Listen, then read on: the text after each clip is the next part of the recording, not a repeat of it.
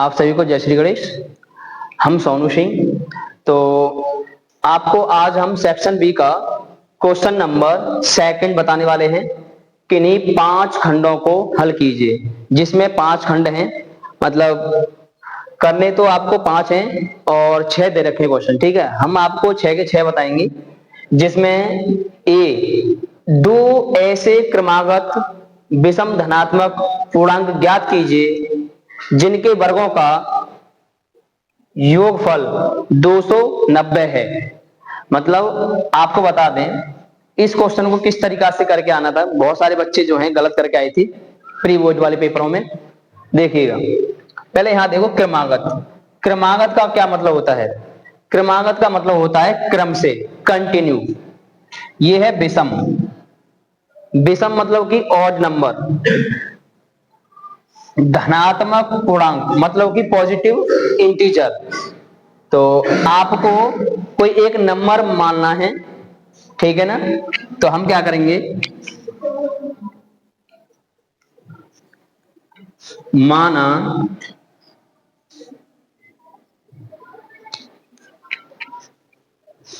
पहली क्रमागत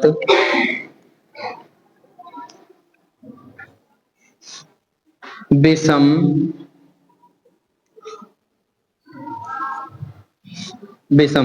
धनात्मक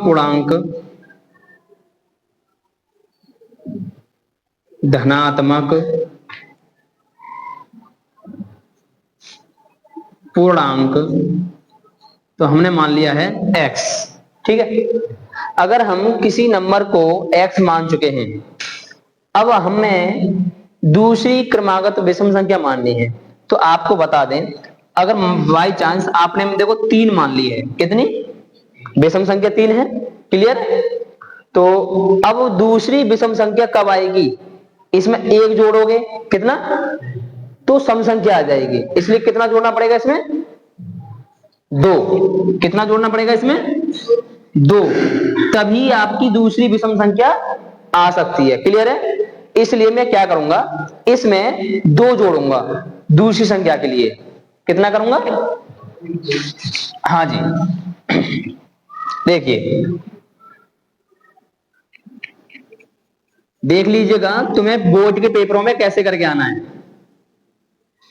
बहुत सारे बच्चे हैं गलत करके आए हैं, और थ्योरी भी, मतलब थ्योरेटिकल जो है थ्योरी बिल्कुल गलत लिख के आए हैं। एक दूसरे के में से चीटिंग कर ली है।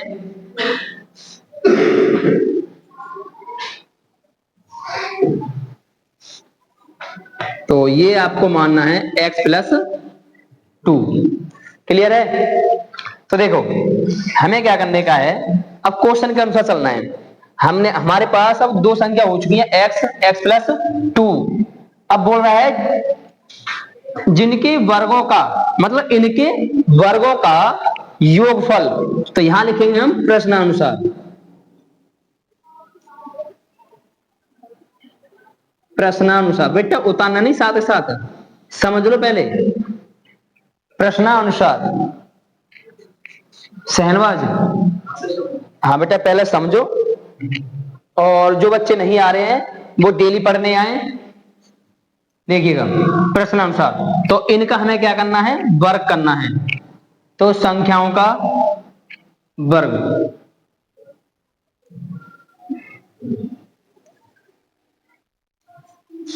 दोनों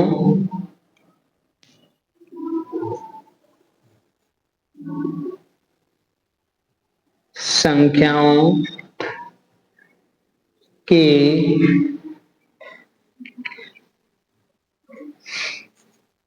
वर्गों का योगफल कितना है भाई साहब, 290। 290 बिल्कुल ध्यान से देख लो करके कैसे आना है।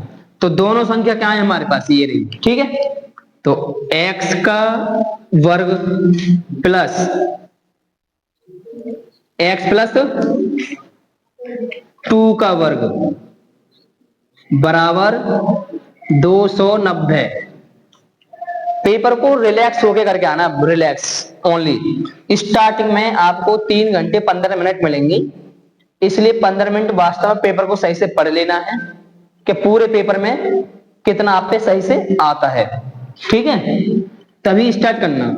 तो ये रहेगा आपका एक्स स्क्वायर, ए प्लस बी का होल स्क्वायर जानते हो ना खोलना, एक्स स्क्वायर प्लस 2 का स्क्वायर 2 दूनी 4, फिर 2ab जो आता है 2 दूनी 4 और ये x और बराबर ये 290। एक्स स्क्वायर ये हो जाएंगे 2x स्क्वायर और ये प्लस का 4x और ये प्लस का 4 और ये 290 इधर आएंगे तो माइनस के हो जाएंगे 290, बराबर में क्या बचेगा 0। क्लियर है, यहां तक दिखाई दे रहा है, देखना सही से। अब एक्चुअली 290 में से 4 माइनस करेंगे, कितना 4 को माइनस करेंगे, हाँ जी। अब माइनस का बचेगा, किसका बचेगा ये माइनस का, क्योंकि भाई दो माइनस की संख्या बड़ी है और प्लस की छोटी है, हाँ जी। तो 290 में से 4 माइनस करना बेटा कितना बचेंगे, हाँ जी बताओ 286। अब बेटा इसमें से भी 2 कॉमन ले लेंगे, इसमें से भी 2 कॉमन ले लेंगे, क्लियर है। इसमें से मैं 2 कॉमन लूंगा तो 2 से 2 का भाग इसमें दूंगा, 2 का भाग इसमें दूंगा, 2 का भाग तो 2 का इसमें भाग दूंगा तो एक बार क्लियर, 2 दूनी 4, 2 एकम 2, 2 चौका 8 और 2 तिया 6। देखो तो 2 का भाग देंगे तो ये एक्स स्क्वायर बचेगा प्लस 2 दूनी 4 माइनस 2 एकम 2 और 2 चौक 2 तिया 6 और ये बराबर में क्या दे रखा है। अब ये जो 2 है मल्टीप्लाई में, इस पूरे ब्रैकेट के साथ 2 मल्टीप्लाई में है तो ये 2 जो है जीरो के डिवाइड में चला जाएगा, जीरो की साइड डिवाइड में चला जाएगा, क्लियर है। तो ये हो जाएगा आपके लिए x square plus 2x minus 143, clear है। अच्छा यहां से क्या स्टार्ट है, ये द्विघात समीकरण बन चुका है, क्या बन गया द्विघात समीकरण। तो आपको क्या करना है कि 2 मतलब 143 लिखा हुआ है, 143 के आपको इसमें एक्स स्क्वायर के गुणांक में गुणा करना है, 143 का इस एक्स स्क्वायर के यहाँ गुणांक में क्या करना है गुणा करना है। अब एक्स स्क्वायर गुणांक यहाँ कितना दिखाई दे रहा है आपको, कितना है 1, तो 143 का जब 1 में गुणा करोगे मल्टीप्लाई करोगे तो कितना आएगा 143, प्लस का आएगा माइनस का, माइनस का आएगा। तो एक काम करिएगा 143 को जरा थोड़ा दूर लिखो इधर साइड में, 143 और माइनस का। अब 143 के 2 फैक्टर कीजिएगा, वो फैक्टर करके उन फैक्टरों में माइनस करना है और अब x का गुणांक लाना है, किसका, हाँ जी। अब 143 के गुणांक कैसे हो जाएंगे, तो 11 से करके देखना जरा, 11 एकम 11, 11 33, क्लियर है, 11 एकम 11, 11 33। अभी चलेगा, ये सवाल है बड़ा है। अच्छा तो 11 और 13 आ गए, कितने आ गए 11 और, तो 143 के जो फैक्टर आ चुके हैं वो 11 और 13 हैं, क्लियर बेटा। अच्छा अब हमें इन 11 और 13 में क्या करना है माइनस, माइनस करके क्या लाना है, तो 11 में से 13 माइनस करना या 13 में से 11, तो 13 में से 11 माइनस करेंगे तो इसे लिखेंगे बेटा एक्स स्क्वायर प्लस, ठीक है हाँ 13x, क्लियर है, माइनस 11x माइनस 143 बराबर, यहां तक बताओ किसके समझ में आया, ठीक है। हाँ बेटा अभी सवाल बड़ा है, ध्यान से समझना है। अब इन दोनों में देखो बेटा एक्स स्क्वायर प्लस 13x में क्या कॉमन आ रहा है x, तो x का भाग x स्क्वायर में देंगे तो मिलेगा हमें x 1x।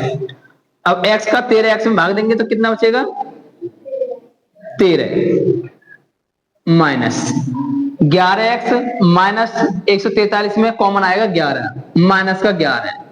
ध्यान से देखना, माइनस माइनस प्लस 11 से 11 डिवाइड हो गया है, आपका बचेगा x। माइनस माइनस प्लस 11 का भाग दोगे 143 में तो बचेगा आपका 13 प्लस का और बराबर में 0 बेटा। अब दो ब्रैकेट हमारे एक जैसे आ चुके हैं तो इन्हें कॉमन ले लो, x प्लस 13। क्लियर है। अब हमारे पास क्या बचेगा x और माइनस का 11, तो बचेगा x और माइनस का 11 बराबर में 0। अब इन दोनों के बराबर में बेटा हमें 0 रखना है। क्या रखना है? तो x प्लस 13 बराबर 0। क्लियर है।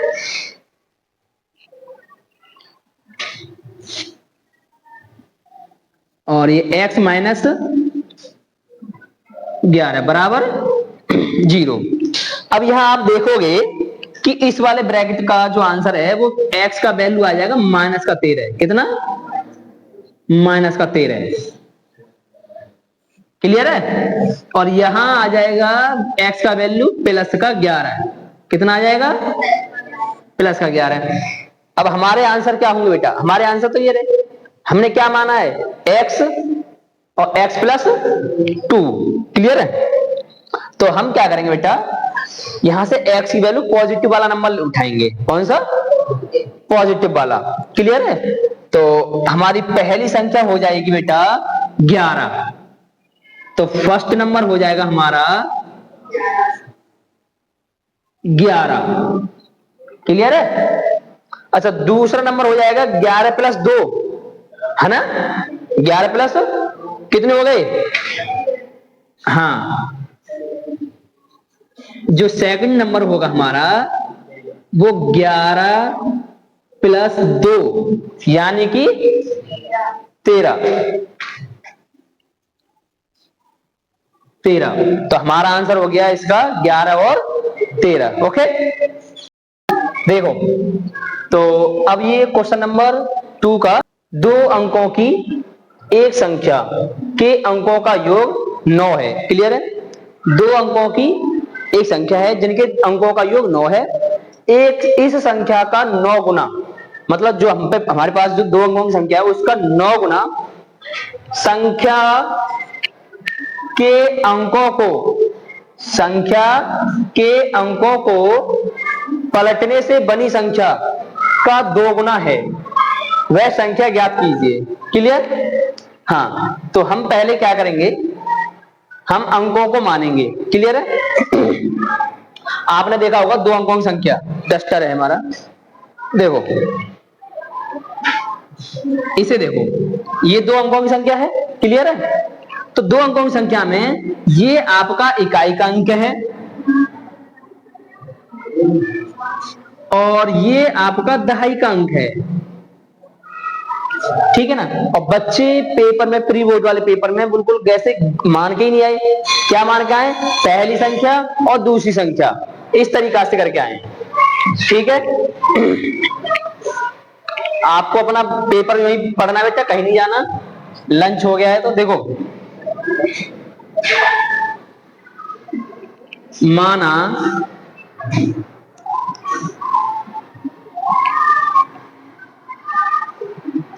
इकाई का अंक, माना इकाई का अंक, क्लियर है, बराबर x।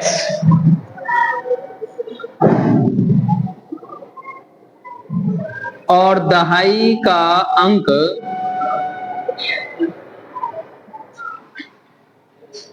बराबर y। क्लियर बेटा। सामने देखो, अब हम लिखेंगे संख्या। संख्या, संख्या क्या होती है? तो दहाई वाले संग, दहाई का मतलब 10, दहाई का मतलब 10। तो इसमें हम 10 का गुणा कर देंगे और प्लस इकाई का अंक जोड़ देते हैं। इस तरीका से आपकी संख्या बन चुकी है। क्लियर बेटा? ये कह रहा है इस संख्या का 9 गुना, इस संख्या का 9 गुना, तो संख्या के अंकों को पलटने से बनी संख्या का 2 गुने के बराबर है। क्लियर है? तो इसका 9 गुना, तो संख्या को पलट देते हैं, ठीक है ना? तो संख्या के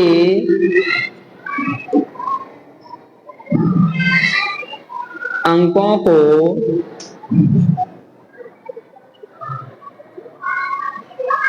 पलटने पर, क्लियर, पलटने पर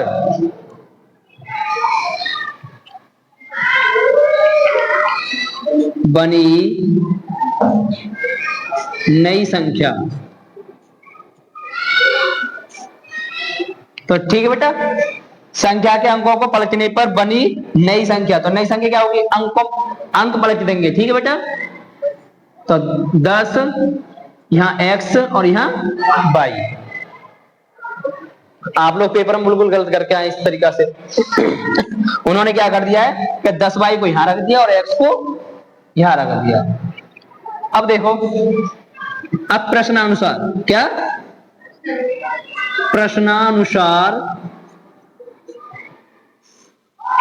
प्रश्नानुसार क्या है कि इसका 9 गुना, ठीक है बेटा?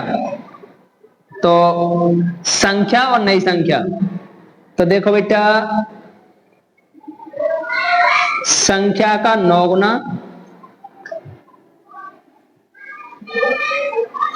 और नई संख्या, क्लियर है बेटा? नई संख्या का 2 गुना, क्लियर? तो संख्या हमारे पास है कितना?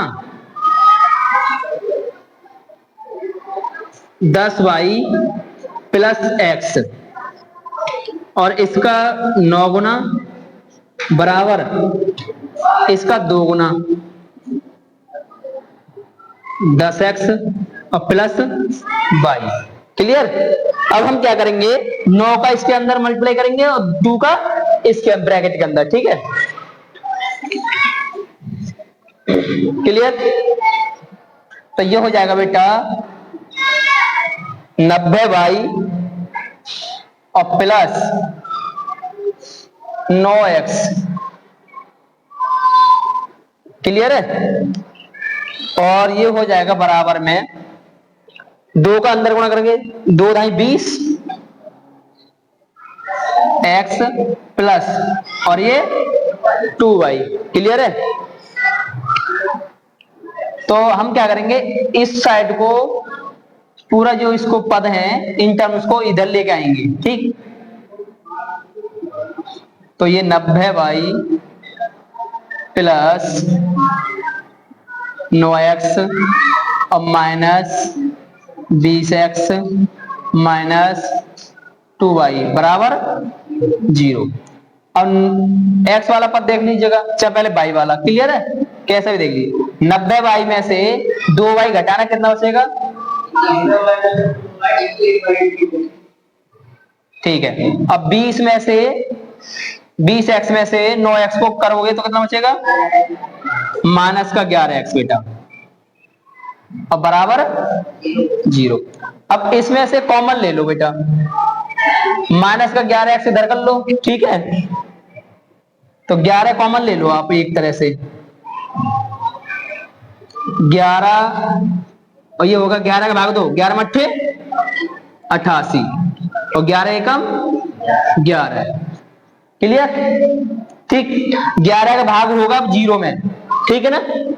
11 0 की तरफ चला जाएगा तो ये 8y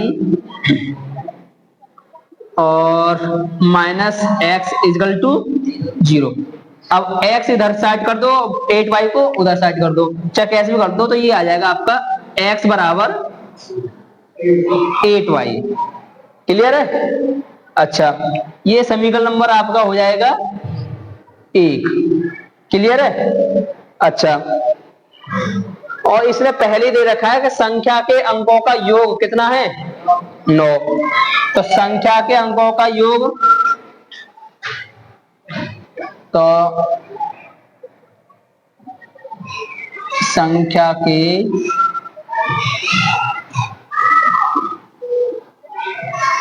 अंकों का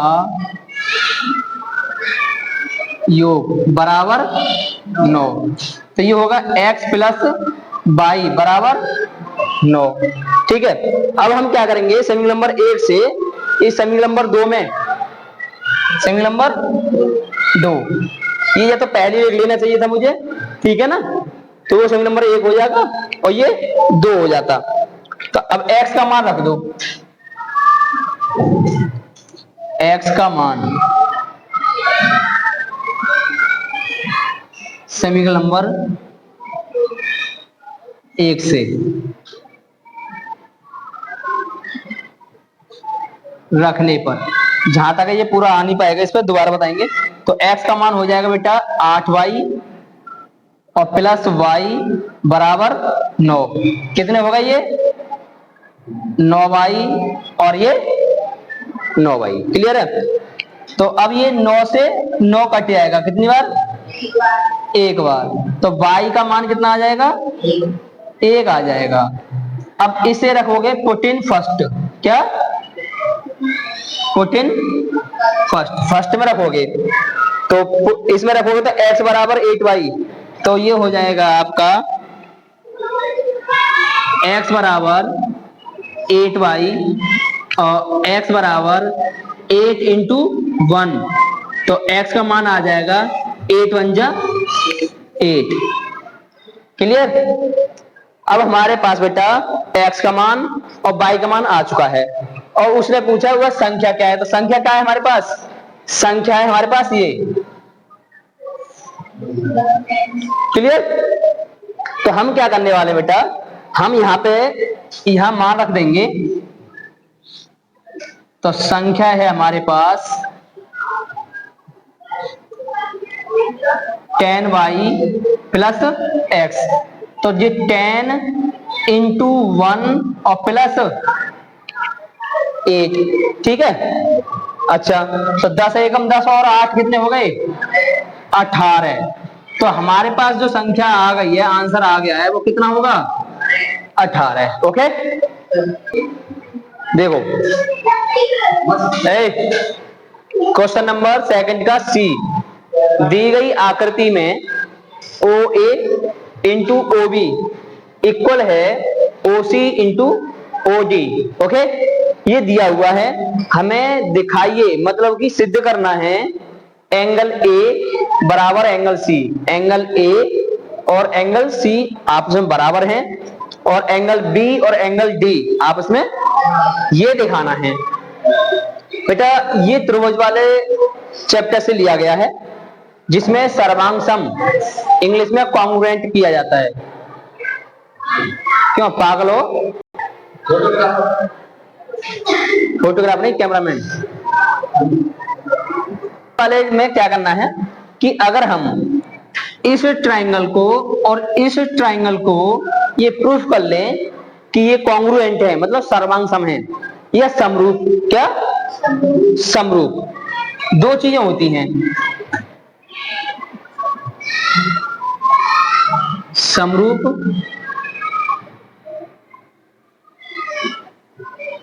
सर्वांग सम। ठीक है, दिया है, पहले लिखोगे आप दिया है, क्या दिया है O A into O B equal to O C into O D. Clear. देखो, तो O A into O B equal to O C equal to वो इंटू ओ टी। क्लियर है। हाँ जो, तो आपको हमें ये बताना है कि देखो ओ ए ओ सी के समानुपात, तो ओ ए के नीचे आप ले सकते हो ओ ए बट्टे ओ सी बराबर, ठीक है ना, ओ डी बट्टे, हाँ भाई, ओ बी। क्लियर है? ओ सी आ गई आपके ओ ए के नीचे, और ओ बी आ गया ओ डी के नीचे। तो दो भुजाएं समांतर हो गई, समानुपाती। क्या हो गई? देखो, ओ ए, क्लियर है, ओ सी, फिर ओ डी, और ये, तो इनके ये एंगल क्या हो गए फिर बेटा? ये दो भुजाएं, दो अगर भुजाएं समानुपाती हैं तो उसके दो अपोजिट एंगल इक्वल हो गया। क्या हो गया? तो एंगल हो जाएगा ए ओ डी। क्लियर है? ए ओ डी बराबर angle B O C, B O C. Clear? तो एओडी और बीओसी ये शीर्षाभिमुख कोण है। कौन क्या है ये? शीर्षाभिमुख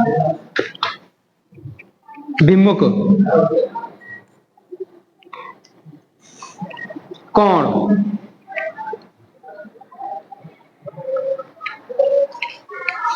क्लियर है बेटा?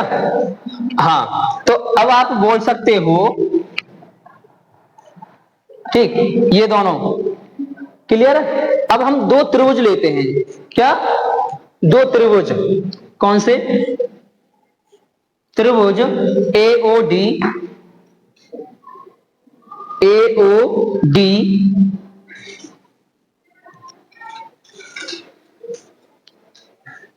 बेटा इसे ना पलट ले इस पर, सीट पर, इसमें बार बार आवाज हो रही है ना। और ये ट्रायंगल बीओसी,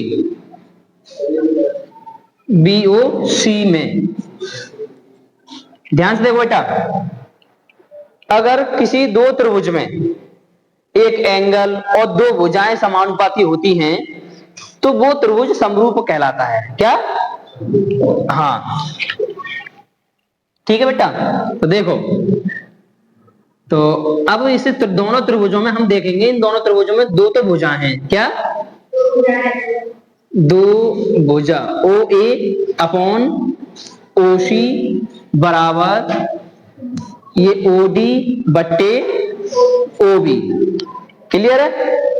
और एक एंगल है, एक angle A O D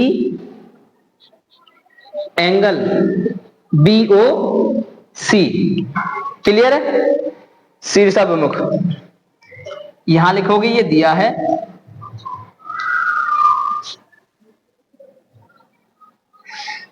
clear?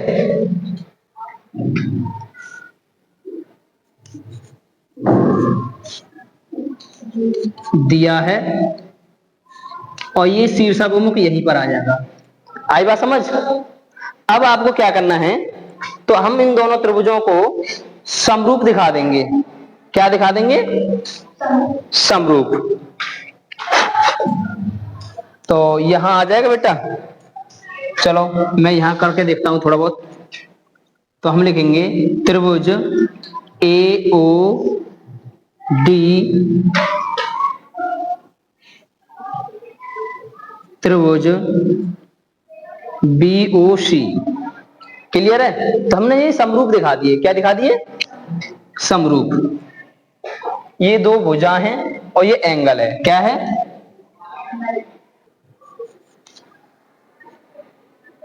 Side side. ठीक है ना? तो बेटा अगर कोई त्रिभुज समरूप हो जाता है, क्या, तो उसकी तीनों भुजाओं का अनुपात, तो देखो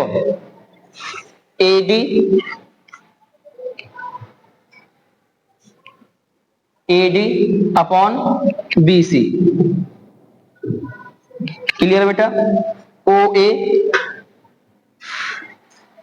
अपॉन ओ सी। क्लियर बेटा? और ओ डी और बट्टे ओ बी।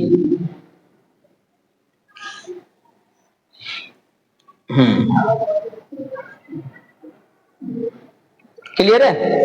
तो ये इसे हम बोलते हैं त्रिभुज की भुजाओं का समानुपात।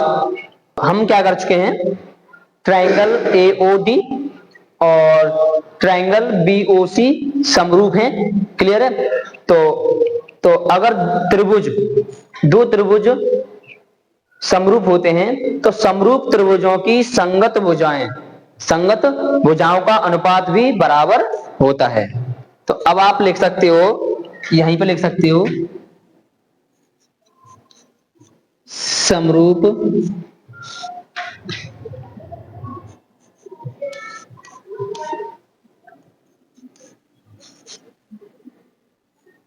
त्रिभुजों की भुजाओं का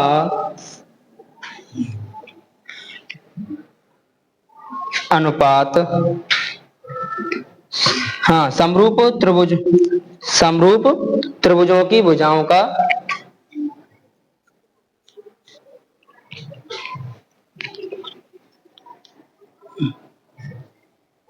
अनुपात या समानुपात होता है। समानुपात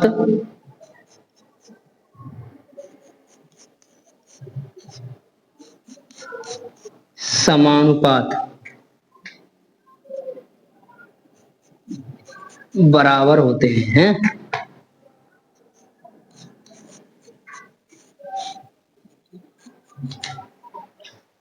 समरूप त्रिभुजों की भुजाओं का समानुपात बराबर होते हैं। ठीक है? तो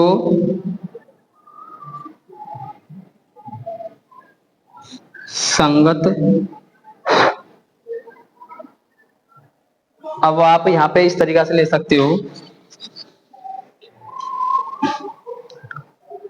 समरूप त्रिभुजों की भुजाओं का समानुपात बराबर होता है या होते हैं। ठीक है? संगत भुजाओं के कोणों का, तो अब हम लिख सकते हैं समरूप त्रिभुज की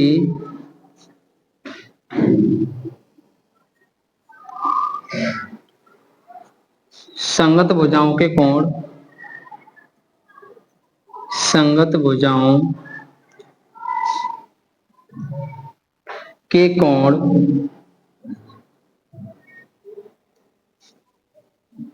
भी बराबर होते हैं।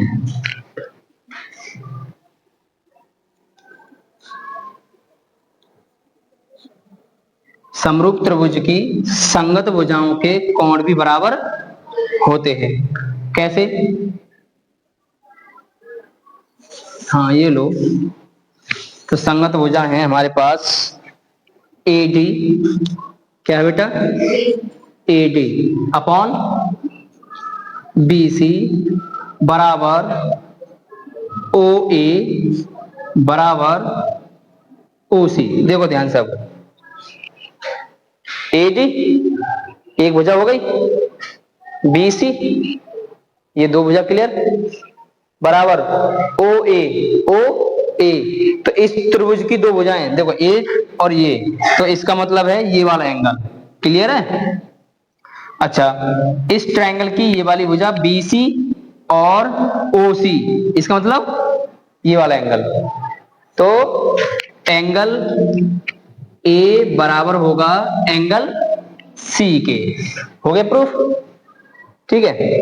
अब दूसरा लोगे यहां से AD अपॉन BC बराबर OD अपॉन OB। क्लियर है? अब देखो ध्यान से, AD और OD इन दोनों भुजाओं से कौन सा कोण बनना है? ये D वाला, ये वाला कोण बनना है। क्लियर है?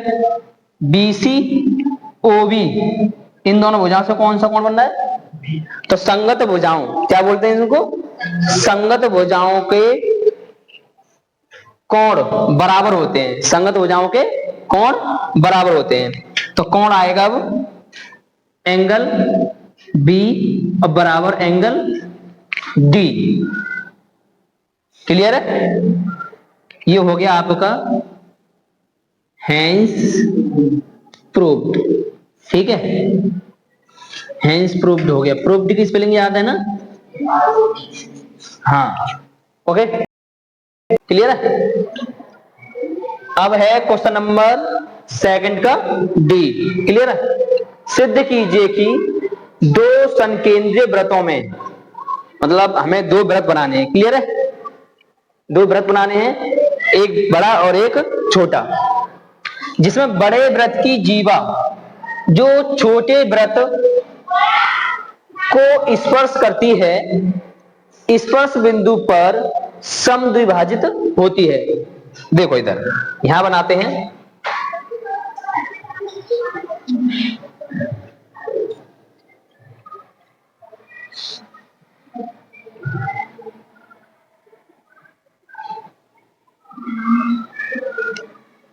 बन गया ये वाला? ठीक है, इसका ये सेंटर हो गया। एक वृत्त और बना, इससे बड़ा बनाते हैं थोड़ा सा।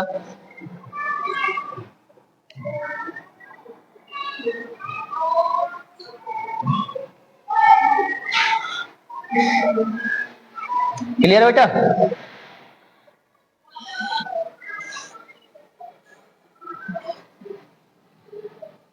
देखो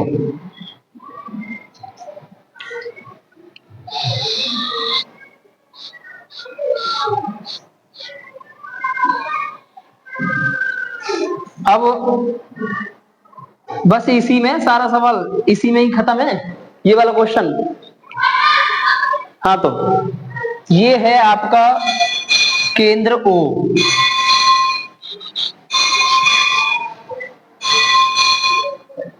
ठीक है, बड़े वृत्त की जीवा, बड़े वृत्त की जीवा, तो इसको सर्कल, इंग्लिश में सर्कल मानते हैं, तो इसको मानेंगे C1 क्या, और इसको C2। क्लियर है? और एक बड़े वृत्त की जीवा जो छोटे वृत्त को क्या कर रही है, ये स्पर्श कर रही है। क्लियर है?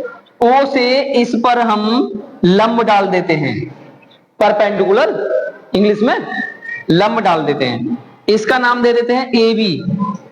क्या दे देते हैं? AB। और ये O केंद्र है ये। क्लियर है? और इसका नाम देते हैं P। क्या? P। अब इसमें क्वेश्चन में क्या बोल रहा है? स्पर्श बिंदु पर, ये हमारा स्पर्श बिंदु है, इस पर समद्विभाजित होती है।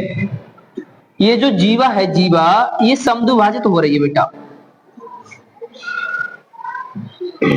तो ये प्रूफ करना है आपको कि AP और BP बराबर हैं। क्या सिद्ध करना है हमें?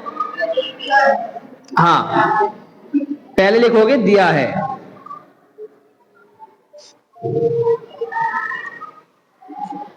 दिया है O केंद्र वाले दो संकेंद्रीय वृत्त। क्लियर है? नहीं समझ में आ रहा क्या? C1 व C2 हैं। यहां तो समझ में आया? O केंद्र वाले दो संकेंद्रीय है ना, C1 व C2 हैं, हमने नाम दे दिया इनको। अच्छा, बड़े वृत्त की जीवा, बड़े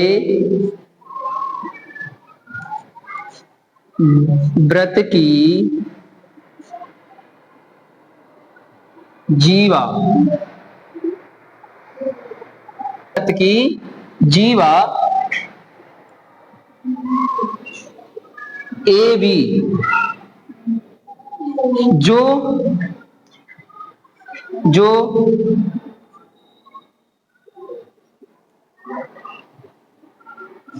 छोटे व्रत को, जो छोटे व्रत को, छोटे व्रत को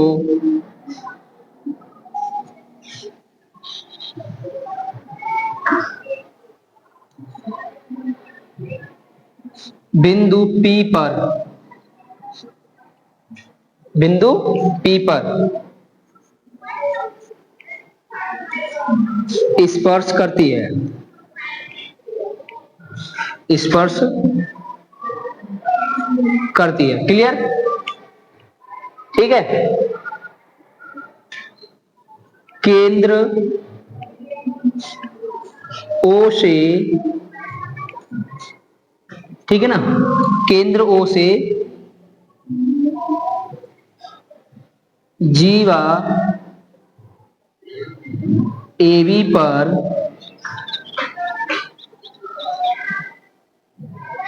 लंब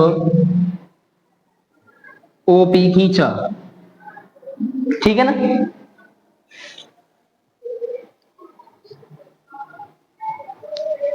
क्लियर हो गया? हाँ बेटा। अब देखिएगा,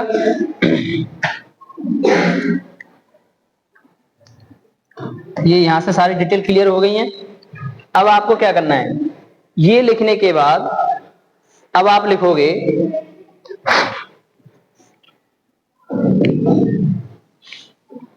अच्छा, सिद्ध करना है, ये लिखना है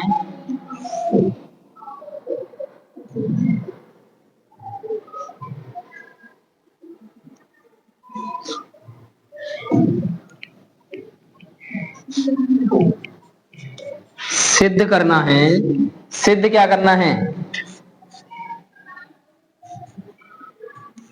एपी इक्वल बीपी। चलो भाई, हमें सिद्ध करना है एपी इक्वल टू बीपी। ठीक, ये सिद्ध करना है हमें। तो आपको बता दें बेटा, स्पर्श रेखा, स्पर्श रेखा, स्पर्श बिंदु, स्पर्श रेखा से, स्पर्श बिंदु से स्पर्श रेखा और के वृत्त के केंद्र से खींचा गया लंब, वो वृत्त के केंद्र से खींचा गया लंब और स्पर्श बिंदु से स्पर्श रेखा के बीच बना कोण 90 डिग्री का होता है। क्लियर है? आप लिखोगे स्पर्श बिंदु पर, स्पर्श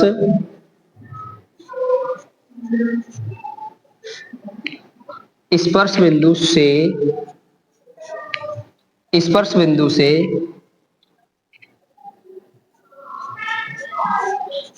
स्पर्श रेखा और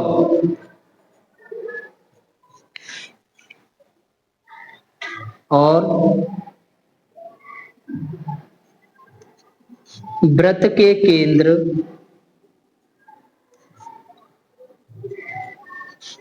केंद्र O से स्पर्श बिंदु से स्पर्श रेखा और वृत्त के केंद्र से स्पर्श बिंदु, स्पर्श बिंदु पर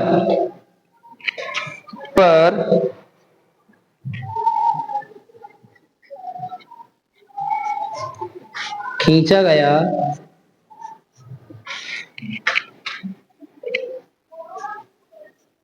लंब के बीच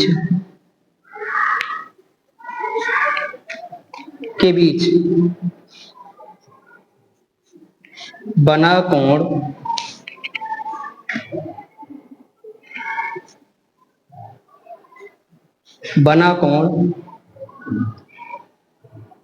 90 डिग्री का होता है। इस 90 डिग्री को बोल सकते हो समकोण। क्या बोल सकते हो? समकोण बोल सकते हो। तो ये लाइन लिखना जरूरी है। स्पर्श बिंदु से स्पर्श रेखा, स्पर्श बिंदु से स्पर्श रेखा और वृत्त के केंद्र O से स्पर्श बिंदु पर खींचा गया लंब के बीच बना कोण 90 डिग्री का होता है। क्लियर है? हाँ जी।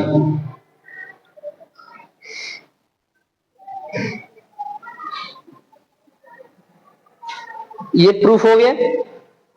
तो अब देखो, ये 90 डिग्री लंब है, तो हमेशा याद रखो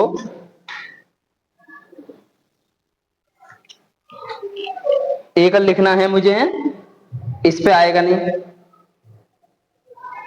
ठीक है, वो मैं लिख चुका हूं। अब मुझे लिखना है बेटा, आपको बता दूं कि वृत्त की जीवा पर वृत्त के केंद्र से डाला गया लंब या खींचा गया लंब उसे समद्विभाजित करता है। क्लियर है? ये छोटी सी बात पहले लिख देनी चाहिए तो भी खत्म हो जाता है ना।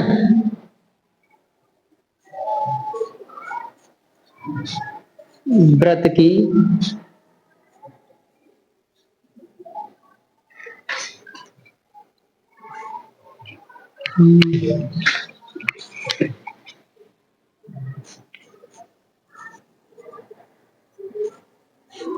किसी वृत्त की जीवा पर वृत्त के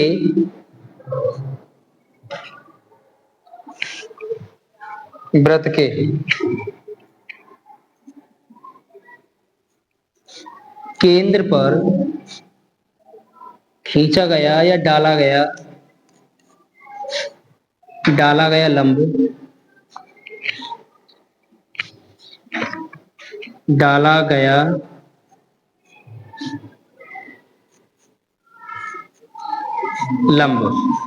ठीक है। वृत्त के केंद्र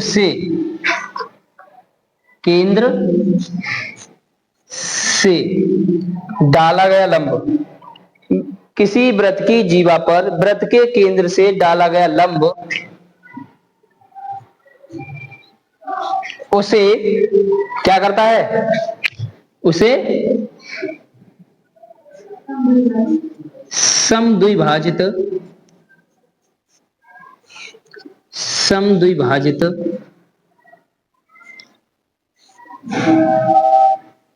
अरे क्या लिख रहे हैं?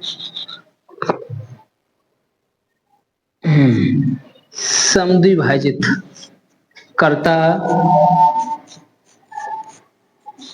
है। क्लियर है? तो बेटा इसका मतलब ये जीवा ए बी पर OP क्या है? लंब है। ठीक है, ये बता दिया है, नहीं बताया अभी? तो OP लंब है किस पर? AB पर। क्लियर? तो बेटा ये हो जाएगा AP बराबर BP। ये हो जाएगा हेंस प्रूव्ड। क्या?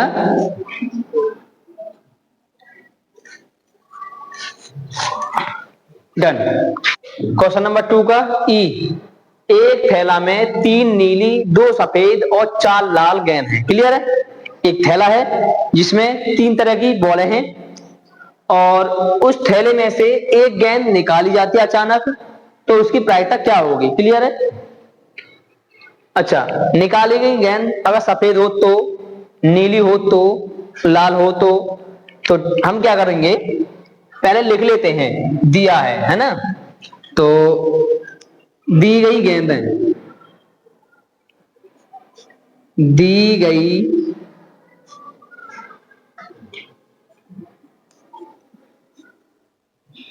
गेंदें, क्लियर?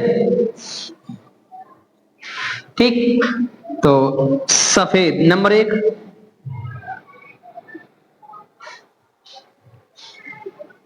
सफेद गेंदों की संख्या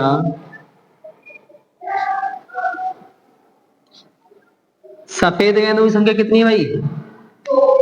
2, क्लियर है? नंबर 2 है नीली, नीली गेंदों की संख्या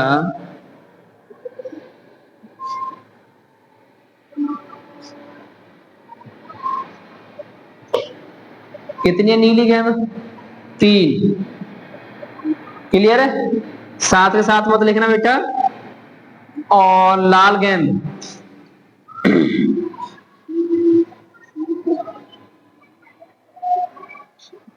लाल गेंदों की संख्या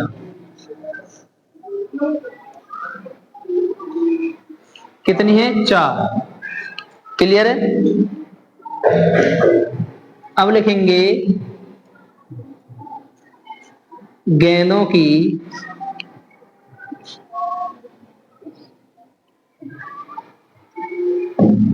कुल संख्या 2 + 3 + 4 कितनी हो गई? 9, क्लियर बेटा? तो अब हमें क्या करना है, सफेद गेंद, क्या? सफेद गेंद की प्रायिकता नंबर 1, इनके सिंबल लिख सकते हो, सफेद गेंद है ना।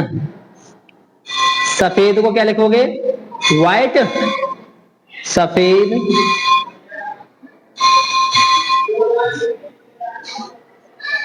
गेंद की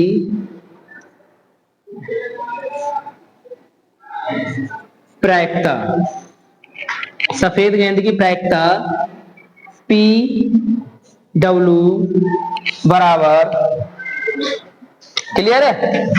हाँ, क्या लिखोगे? 2/9, पर आप इसे थोड़ा सा डेफिनेशन में लिख सकते हो बेटा।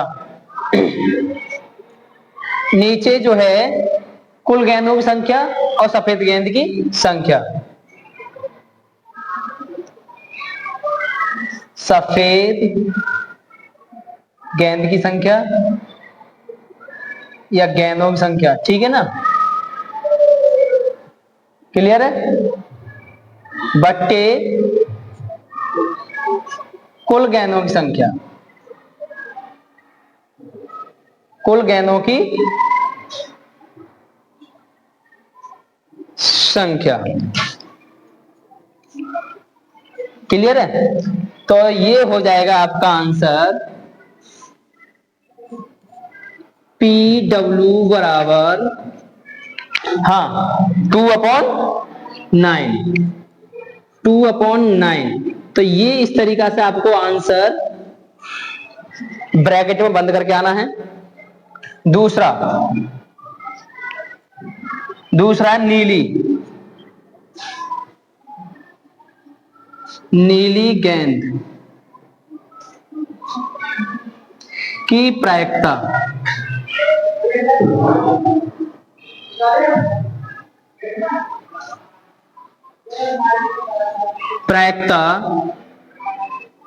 P और ये B, इस तरीका से लिख सकते हो, ठीक है? अब इसके लिए जगह नहीं मिली है कि इसके सामने वो लिख दूं, है ना। तो अब आप चाहें, पर आपको पता ही है कि क्या लिखना है, नीली गेंदों की संख्या बट्टे कुल गेंदों की संख्या। तो नीली गेंद कितनी है? 3, बट्टे 9। तो P और B मतलब ब्लू, तो 3 एकम और 3 तिया, तो ये आएगा आपका 1/3। क्लियर है। तीसरा, लाल गेंद।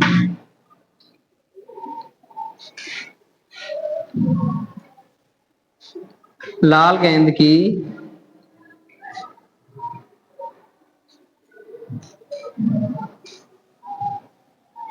चेक करने वाले को शिकायत का मौका मत दो, पूरा थोड़ा सा लिख के आना, थ्योरेटिकल है ना। लाल गेंद की प्रायिकता P मतलब कि रेड। ओके, तो लिख सकते हो, अब यहां जगह है तो लिख देते हैं, लाल गेंदों की संख्या बट्टे कुल गेंदों की संख्या।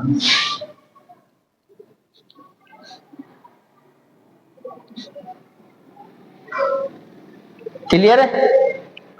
तो ये आएगा आपका P R बराबर कितना भाई, 4/9।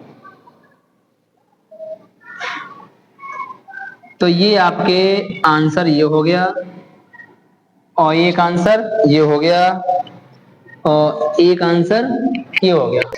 देखो बच्चों, तो ये लास्ट क्वेश्चन है किसका, क्वेश्चन नंबर 2 का। Okay, F। वैसे तो 5 क्वेश्चन निकलवा रहा था इसमें, मगर हम तो आपको समझा रहे हैं, तो इसलिए पूरे 6 के 6 निकलवा दिए। क्लियर है। तो इसमें क्या करा, माध्यिका।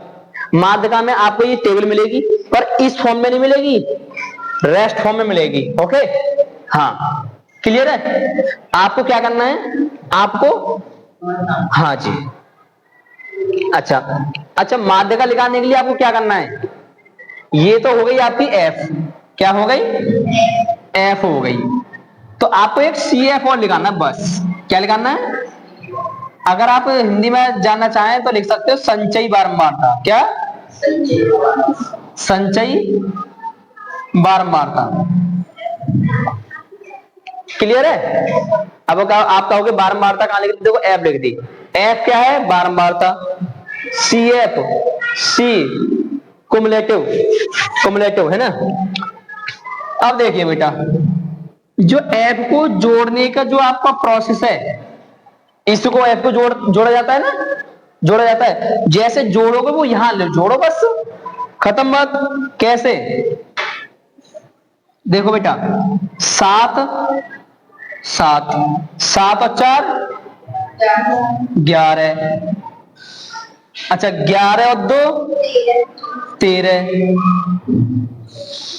अच्छा, 13 और 2 15, और 15 और 3 18, 18 और 2 20। क्लियर है, आगे बात समझ में। हाँ भाई, अब इसे लिखेंगे हम n बराबर 20। तो ये कितने हो गए, 20 हो गए।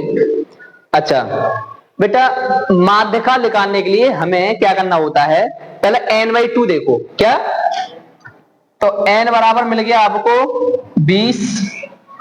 क्लियर है। फिर आप निकालोगे n/2 मतलब कि 20/2, 2 से काटोगे तो आपको मिलेगा बेटा 10। क्या मिलेगा, तो ये बेटा संचयी बारंबारता हमें सर्च करना है कि n/2 किस में इन्वॉल्व है, तो 10 इसमें आ सकता है। देखो बेटा जल्दी से, इसमें आ सकता है। तो n/2 आपका हो जाएगा 11। क्लियर है। हाँ जी, n/2 हो जाएगा, और उसके जस्ट ऊपर वाला क्या हो जाता है फिर, CF या C। क्लियर है। हाँ, C लिख सकते हो, कोई दिक्कत नहीं है आपको।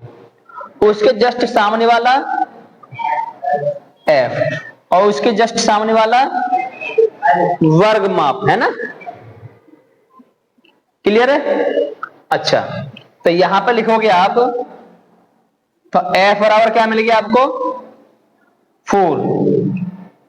और माध्य का वर्ग क्या मिलेगा आपको? माध्य का वर्ग बताओ कितना मिलेगा? 10 से 20। क्लियर है? जिसमें L1 बराबर कितना है? 10। L2 बराबर कितना है? 20। ठीक है बेटा। अब यहीं पर हम निकालेंगे माध्य का वर्ग माप। क्या निकालेंगे बेटा? माध्य का वर्ग माप। तो विशेषकर बच्चे जो हैं बहुत ही डिफरेंट करके आए हैं। माध्य का वर्ग माप मतलब कि H, L2 माइनस L1। तो आप लिख सकते हो 20 माइनस 10, तो कितना बचेगा? 10 बचेगा। क्लियर है? 10 आ चुका है। अब आपके पास माध्यिका का फॉर्मूला, सिंबल क्या है बेटा? M। ठीक है? L1 प्लस ब्रैकेट में N/2 माइनस C बट्टे F इंटू H। क्लियर है? तो बेटा M बराबर L1 कितना है बेटा? 10 प्लस N/2 हमारा 10 माइनस C हमारा कितना है? CF तो लिखा ही नहीं हमने यहां पर, है, चलो लिख देते हैं। CF बराबर 7 और बट्टे F कितना है हमारे पास? 4 और H है हमारा 10। क्लियर है? देखो 2 दूनी 4 और 2 पंजे 10। 10 में से 7 जाएगा तो 3, तो 3 और गुणा 5, वो 5 बचा और यहां 3 बचा और बट्टे 2। क्लियर है? अब थोड़ा सा यहां कर देते हैं, ध्यान से देखिए। M बराबर 10 प्लस 3 पंजे 15, 3 पंजे 15 और बट्टे 2। अब 15 का आधा करोगे तो कितना आएगा बेटा? ठीक है बेटा। तो ये 10 और प्लस 7.5, तो पॉइंट से जस्ट पहले वाला अंक 10 में जोड़ दीजिए बस। ठीक है? तो 17.5 ये आपका आंसर आया था। ओके?